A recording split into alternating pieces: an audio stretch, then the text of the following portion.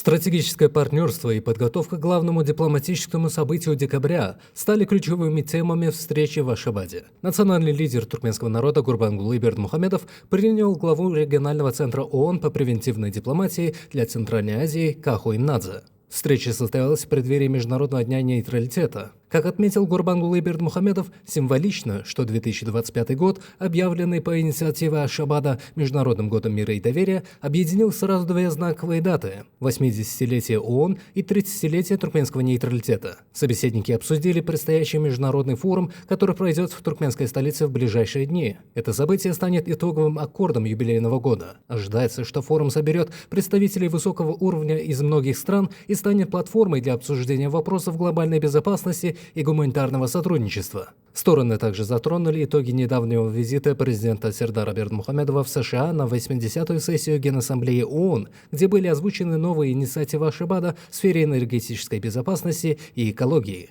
Глава регионального центра ООН поблагодарил Туркменистан за неизменную поддержку превентивной дипломатии в Центральной Азии.